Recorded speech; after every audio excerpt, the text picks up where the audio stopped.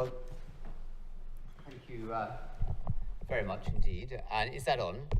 Everything's on. Everything marvellous. And first thing to say is I'm very disappointed to break some news to you that I have no PowerPoint presentation, and I know how galling that is for conference delegates. But, you know, I just don't, and I don't use them, and I tend to talk off the top of my head anyway, and I can think of 101 places I'd sooner be in this afternoon than in Oxford, one of those beautiful cities on earth, and on one. Sir Anthony, I'm afraid I need you to.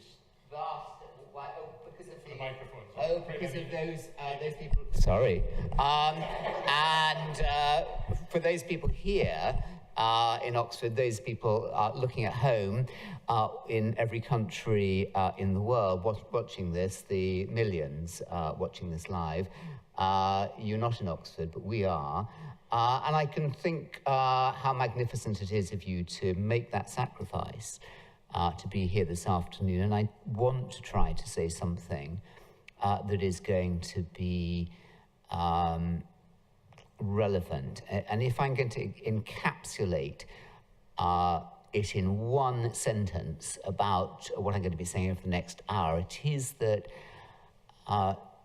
very significant change needs to come into higher education, into the content of higher education, and in the way that undergraduates, but postgraduates too, are looked after the whole university experience, but that it is unlikely to come from a quarter that the government, Joe Johnson, is anxious that it comes from, which is the expansion of the higher education private sector, so that we can approach the US, where many of the most exceptional and distinguished universities are indeed private institutions, and where they're looking across to these shores to see the Americanization of higher education.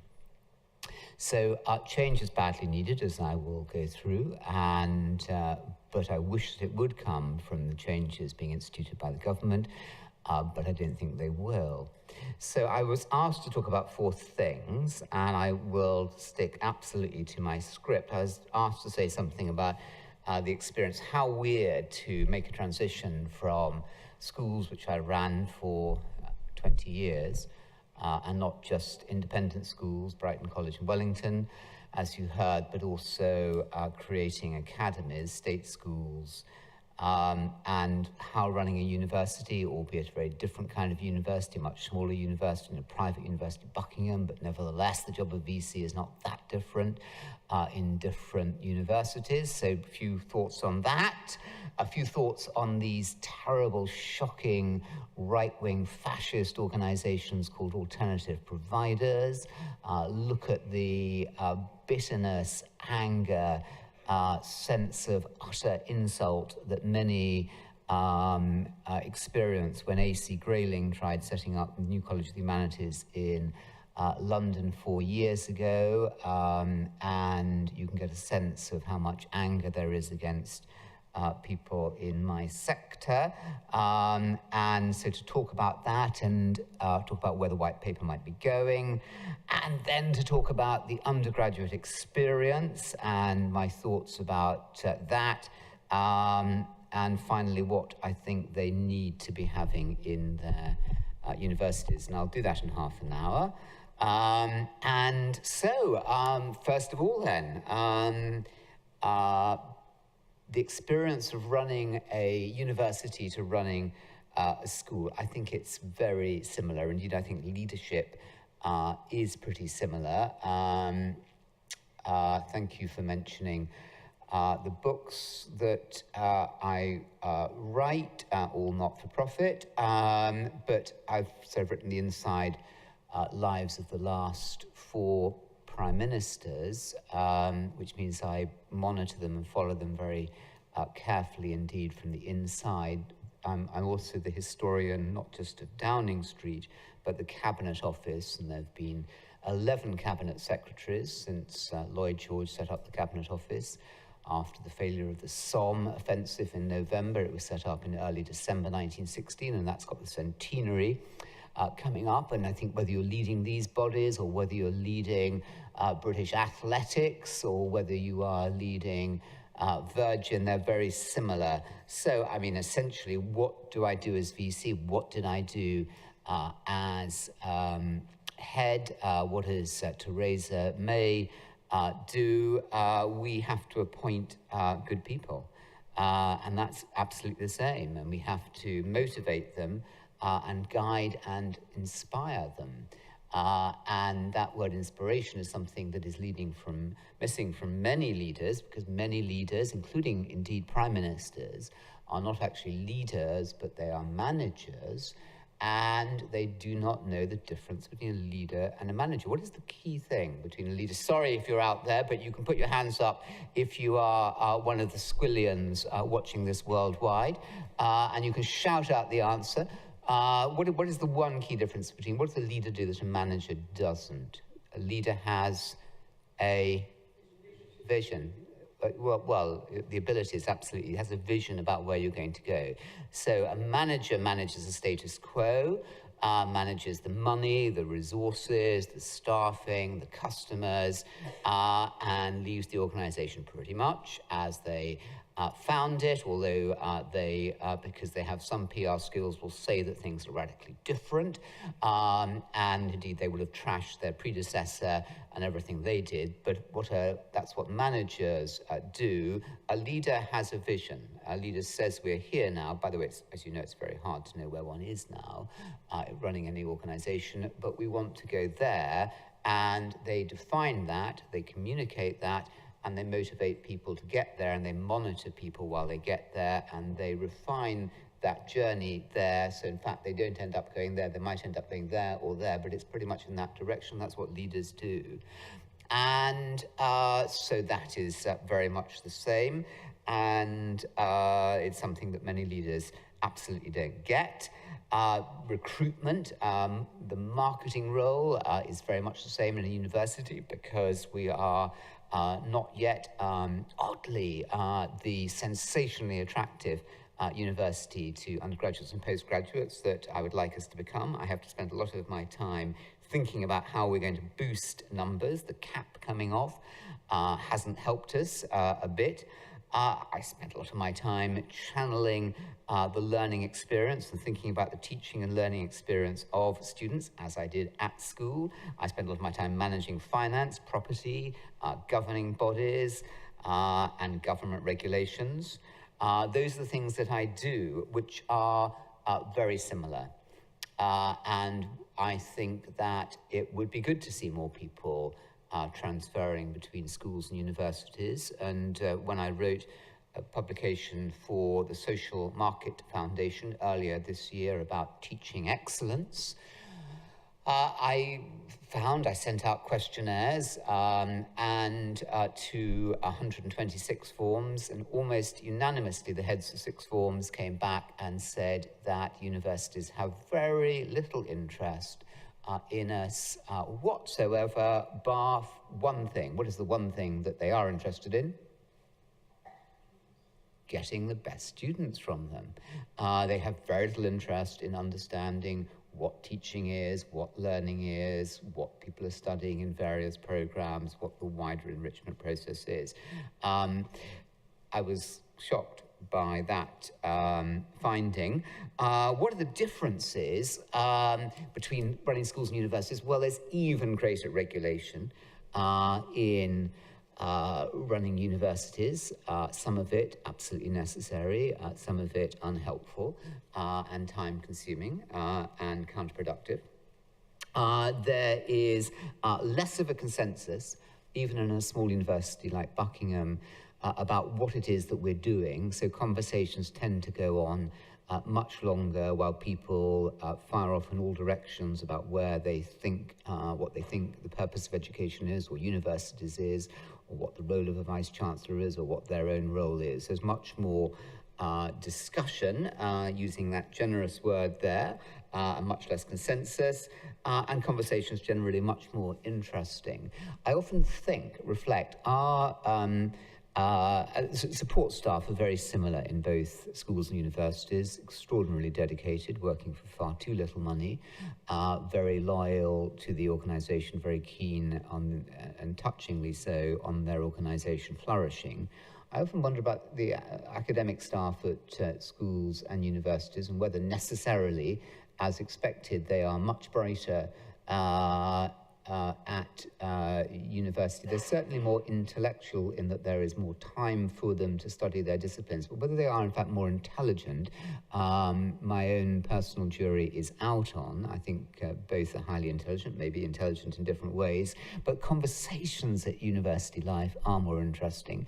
And I think that's because there is simply more time at schools. You remember, some of you may even have spent part of your lives teaching in schools. From the moment that the students come in at 8:30, whatever time it is, till the moment they leave at 3:30, 4:30, 10:30 in my life when they went to sleep, or 12:30 when they went to sleep. You are absolutely on the go, and much of the time is thinking about looking after them, keeping them safe, keeping them stimulated, and checking they're doing the right things, whereas there is much more freedom at universities to generously share interesting conversations. I still miss those interdisciplinary conversations, which I wished happened more. Too many conversations at my university, maybe those that you know, or maybe not. Is that true of conversations? Historians talk to historians, economists talk to economists, engineers talk to engineers. There's not perhaps as much sharing, and when there are fascinating speakers who come into the university, they tend to be the academics who are interested in the particular field that the speaker is talking about, rather than that more general spirit of inquiry. But again, I think that time is a factor in that. So, task number one, tick, job done. Two alternative providers and the Experience University of Buckingham. So, very, very briefly, I didn't know this, maybe you did. Buckingham was founded 40 years ago this year by somebody from Oxford called Max Beloff, and it was Britain's first private university, and the thinking was Britain has a large independent sector, and America and indeed other countries have large independent sectors. Britain only had a public sector of education, which at the time was a lot more uniform than it is now. I think it's splendid, the extent of the diversity of provision in the publicly funded, to the extent that it is purely publicly funded independent university sector. There's far more diversity. But at the time, it was to provide that challenge and irritant, and it's set up in a number of areas, as expected, law and business, but also humanities and history of art, and archaeology and history and English and modern languages and economics, and various science fields as well. And it's been very hard work. I mean, what's it been like for 40 years? And one can see, can't one, that had the Experience of Buckingham been very easy, there would have been a lot more Buckinghams in the UK, and we would have had a position approaching more the United States, where the ground has been in the past very propitious for the founding and the development of private universities. It hasn't happened in Britain. It's been intense struggle. The university has been on its back foot, I would say, for most of the 40 years, despite magnificent efforts from the vice-chancellors and their staffs. Part of the problem was the fees that were charged up front. You have to pay the fees up front, and that was an obvious hurdle. One of the big breakthroughs was my predecessor started a medical school, the first private medical school in Britain, I'm told, since the Victorian times, and that is now one of our great pillars of strength underpinning the university, and I'd like to see that expand greatly. But what we have had in Britain is far less universities like Buckingham, which are private, but which are trying to do what the rest of the university sector is doing, providing a rich range of education programs at undergraduate and postgraduate level, way beyond the purely professional courses in law and accounting and business. Nothing wrong with that, and conducting a lot of research in very interesting areas, as Buckingham has done. That's what we do, and that conspicuously is not the area that has successfully expanded. There are universities, conspicuously New College of Humanities, which is a for-profit, but there are others like Regents in Regent's Park and Richmond University, which are not-for-profit, but we are very, very few. Where there has been the expansion has been an often single subject for-profit institutions in areas such as law and such as business and accounting, where students join and they will get an intensive value-for-money training at prices cheaper than Buckingham can afford, and they will train people for careers. Question, is that university life? Is that what the life of a university is all about? And at Buckingham, we try to replicate the experience of great universities worldwide in the richness of the provision and in the commitment to the public good and to research. And now, what is Joe Johnson, the Universities Minister, trying to do in his white paper? Well, fundamentally, he's trying to put the consumer first. And by the way, and no doubt there'll be people in the audience, perhaps with very good reason on your side, who'll disagree with me, but he is trying to, and I think it's a good thing, put the consumer, the undergraduate and postgraduate, back more in charge of the university, not at the expense of the providers of education, but indeed, if it's well done, it will enhance the experience of the providers of education. So one of the ways he's trying to do that is to expand the diversity of provision. So more alternative providers. Perhaps there'll be 100 rather than, I think it's 11 private providers at the moment, or 11 who pass a particular benchmark. There are more people generally in the higher education space, but there are 11 that look like universities. Expanding that to maybe 100, I've heard some people saying, or 1,000 private universities. Well, fine, but is it going to be for genuine universities like I hope that we are, or will it be for those single subject professional training universities, HEIs, that are training people for professional qualifications and not being interested in the academic underpinning of those subjects? And obviously law, for example, has a very profound intellectual traditions underneath it, but focusing very much on applied rather than theoretical law, and often funded by hedge fund and banks wanting to make a substantial profit return on investment, and is that going to be really in the interests of the student? Is it really going to give them more choice?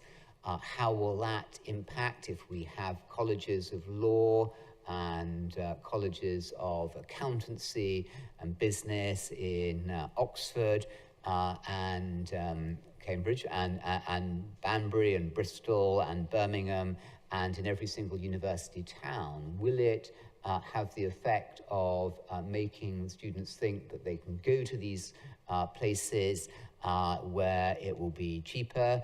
Quite possibly they can get the degrees in 2 years, and it's something much more practical and work-focused. And if so, is there anything wrong with that? And so I think that's a debate, and if that happens, then will that have a negative impact on the law and the business departments of the traditional universities, which are highly profitable? which will then mean that they have to limit some of the more expensive courses that they are offering. In other words, might this lead to a diminution in the quality rather than expansion of the quality?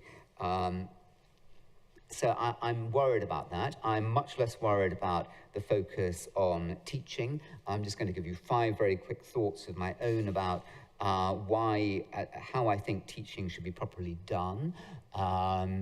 You didn't mention, but I know it was on the tip of your tongue to mention that for 2 years now, Buckingham has come top out of 127 universities for teaching quality. That doesn't mean to say that we couldn't do it a lot better. It does mean that naturally we're very proud of it, particularly at a time that we are very keen to have more students. But I think that it could be done so much better. 5 quick ways.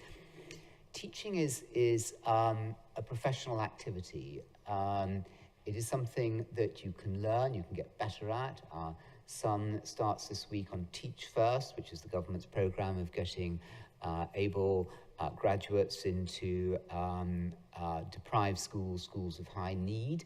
No one would imagine that you can just Adam looks like a good bloke and talk well at the interview, and therefore he's a good chap and can go forward and start teaching. I mean, it's a little bit patronising to teachers to imagine that just because you're a great researcher or you the head of department thinks at university that you are an excellent person, that you know how to teach.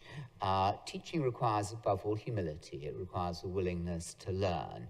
It also requires an ability to learn how to project one's voice and to learn how to mark and all these other things which you know everything about. So I think it needs to be far more professionally and seriously treated and scored. So vice-chancellors come back at me very angry, and if they say that to my face, I can only imagine what they're saying behind my back. How dare I come forward and suggest that teaching at university isn't absolutely outstanding. They say, look at, my university's got, this on the NSS, National Student Survey. And I say, well, okay, but, actually Buckingham did way better than you did, and we could do way better learning how to teach, and we know that. And I think for you as your head, you are head of a higher education institute. You are not head of a higher, you are head of a higher education. Education implies a process of learning how to educate, how to teach. And you need, as the professional head, to be very serious in the same way that head teachers, and you'll know this from your children's schools, are primarily the leaders of teaching and learning in those institutions.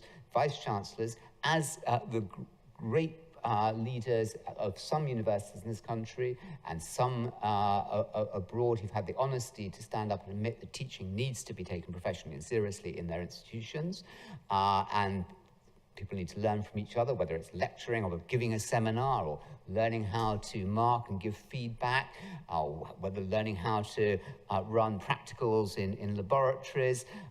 This is something that needs to be treated. So that was a big conclusion. Many of my vice-chancellors don't agree with me.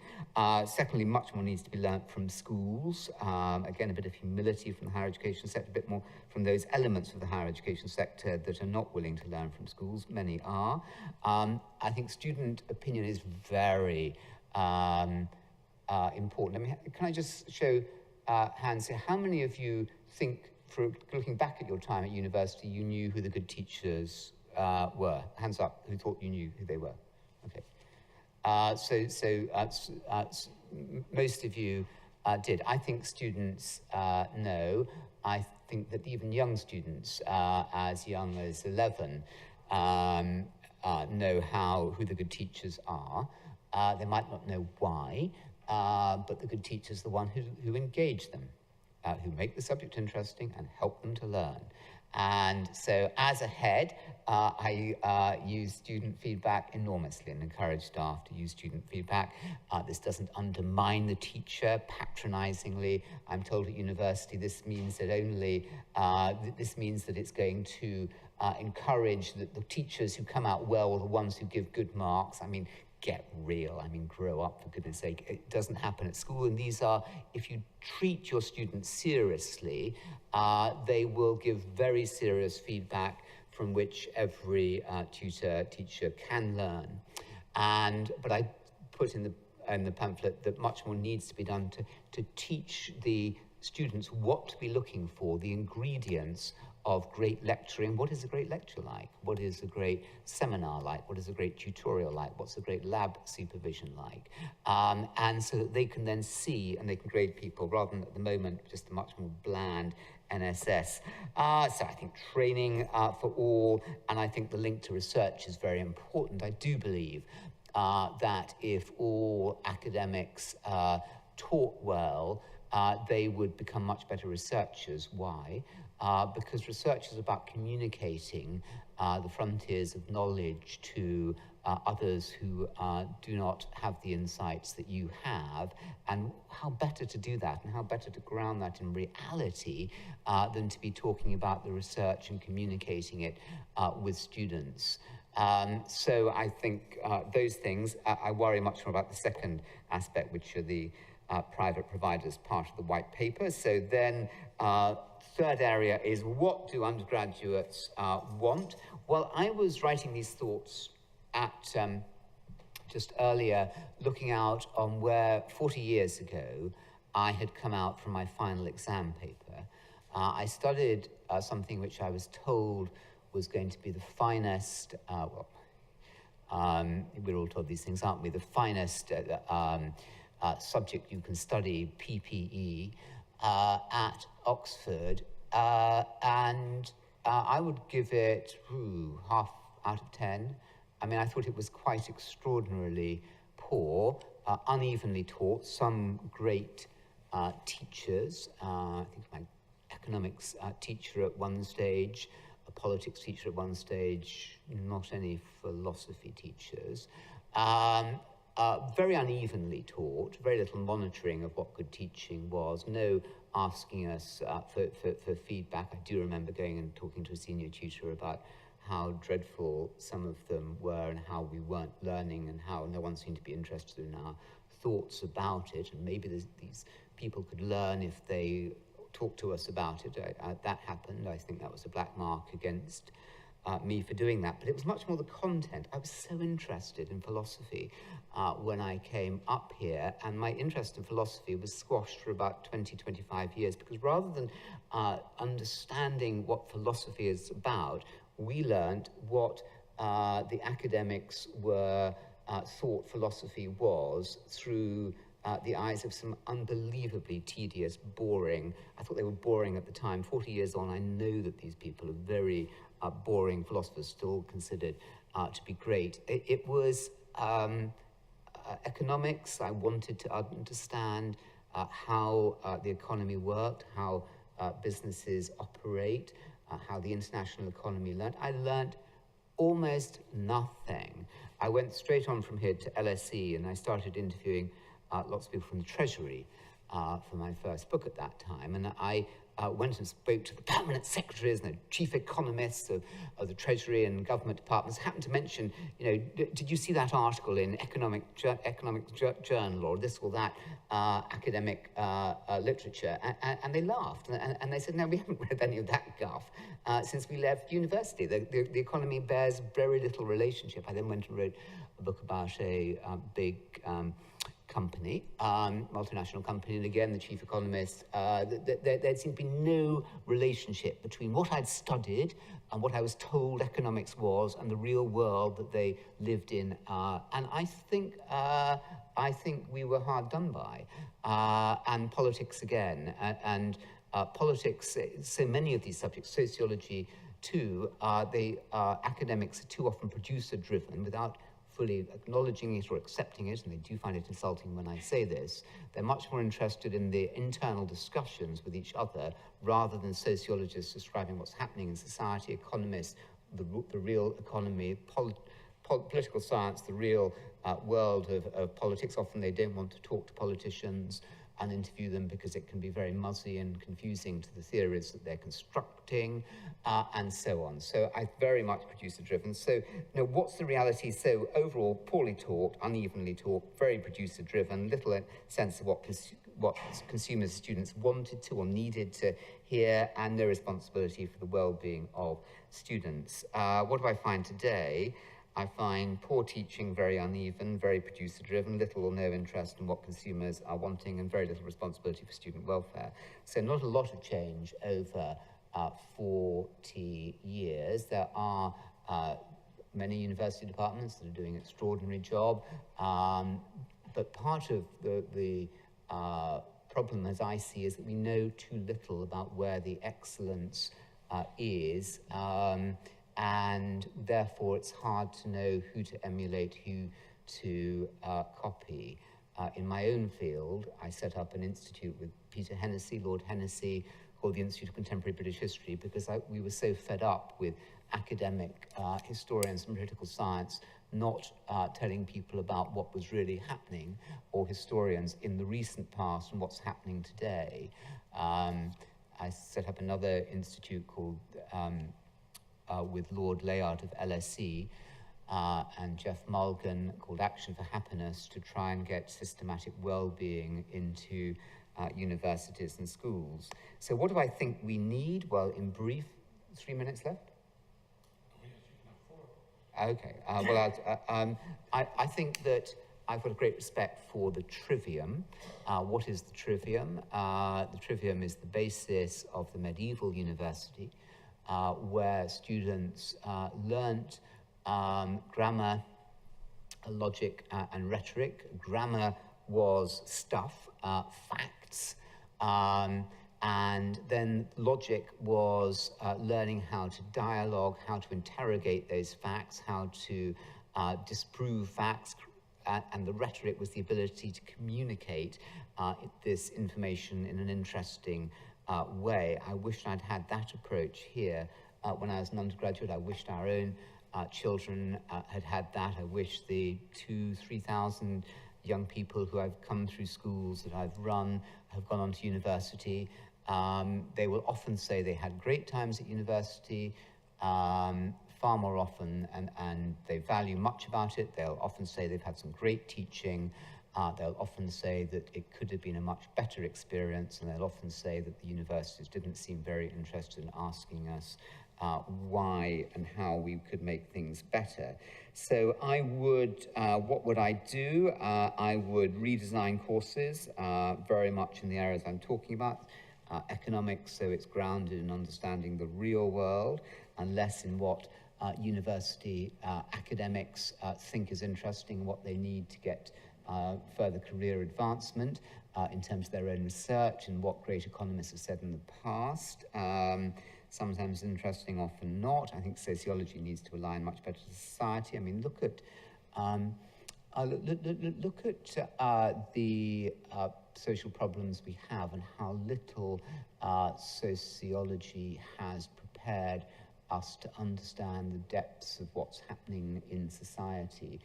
Look at how little we understand political structures or what works well, and whether devolution to regions works well, and how that can work effectively. Politicians can therefore come in and they can say anything they like and do in education. We hear a lot about evidence-driven policy, but it's often very far from evidence-driven. It's highly selectively chosen. And I would also very much ensure, last point, is I would look at the work of David Deming, amongst many others. Who's David Deming?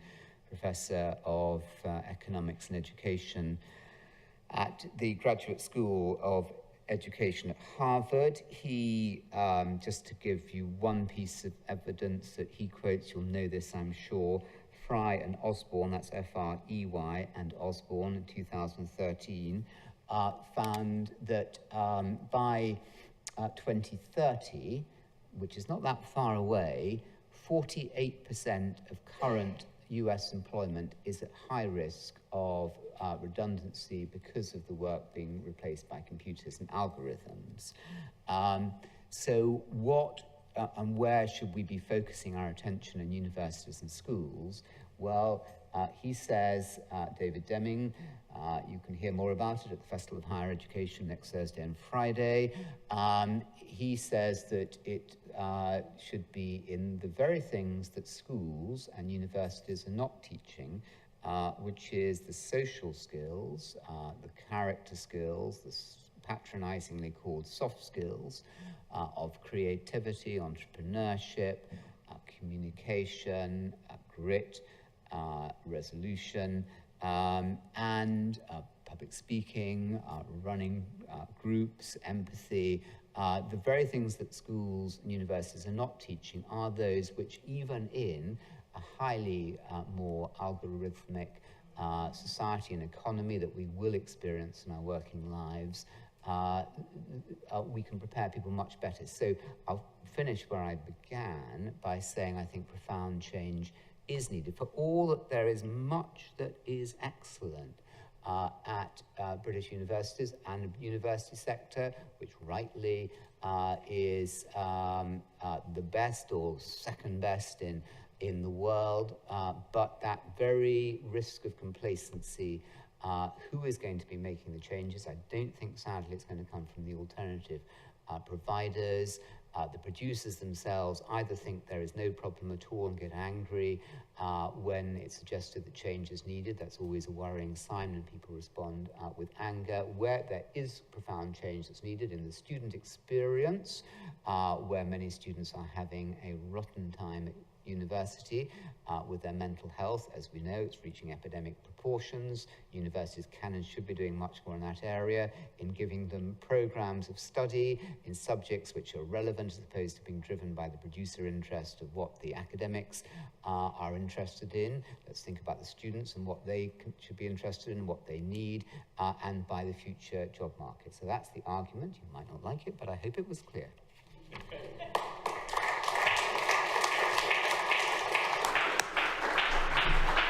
Okay.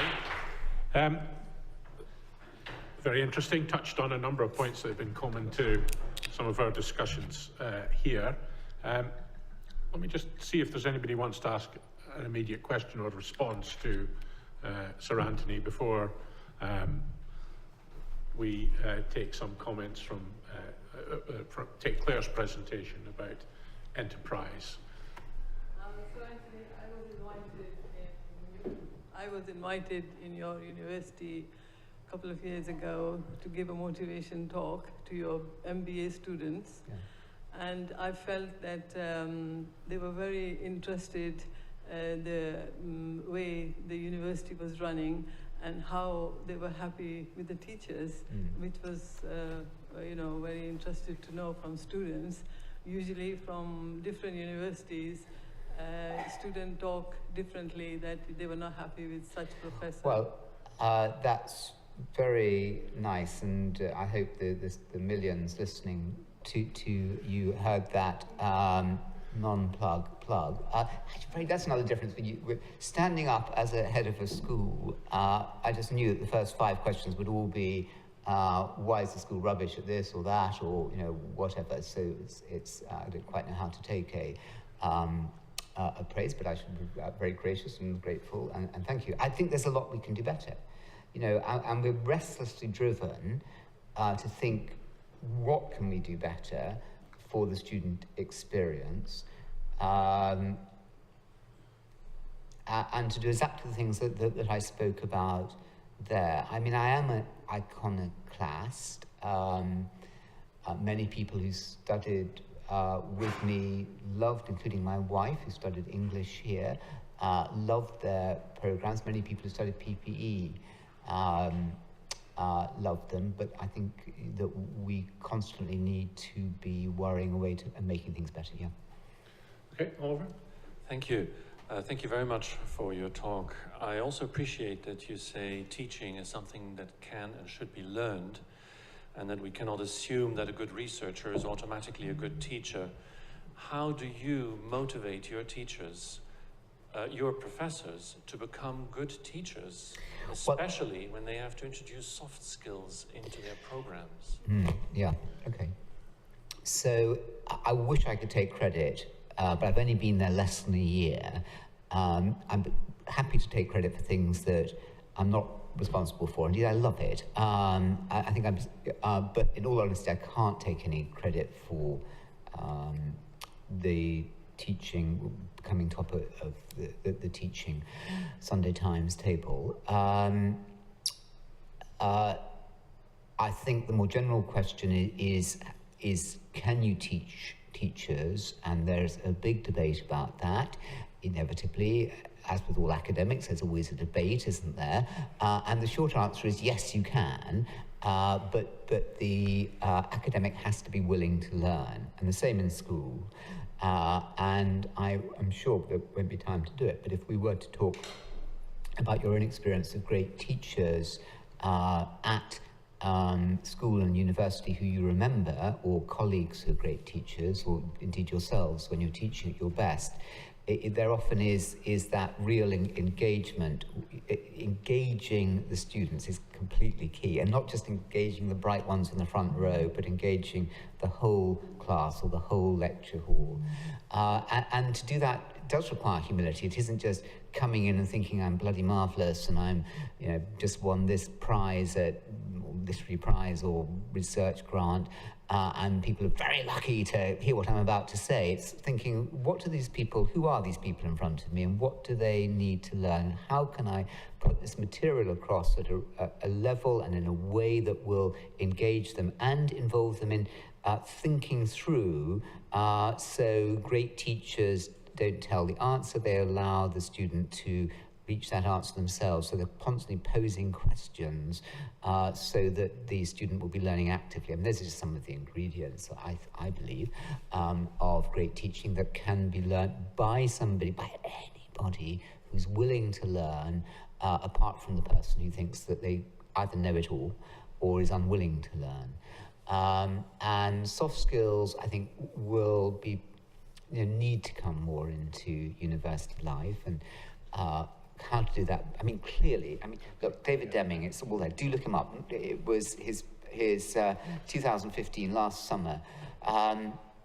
You probably know about it. There have been so many studies written about what's happening to work. You've had a lot of conversation here about it. Rather than just saying the algorithmic revolution is happening and many of the jobs in exactly the careers that universities, middle-class careers, are training people for will be better done by computers. We need to be thinking more, how can we do that well? And I think a lot of the work, in fact, is done in schools, which is why it was very unhelpful having Michael Gove as Education Secretary. He was both deeply admirable and deeply wrong. He was deeply admirable in saying every child, regardless of family background, we shouldn't make excuses for saying of any school, any teacher, any student that they can't do well academically, because they can and they need to. That was profoundly admirable. I think the first, or one of the first, conservative education secretaries ever to care passionately about the working class and underprivileged child.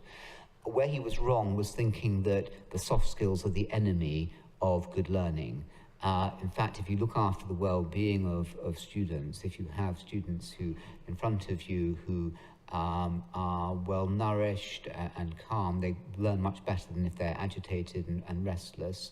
So I think much more work needs to be done. The Jubilee Centre of Character and Virtues at the University of Birmingham is outstanding in this area and has done so much work about how we can best and most effectively teach soft skills.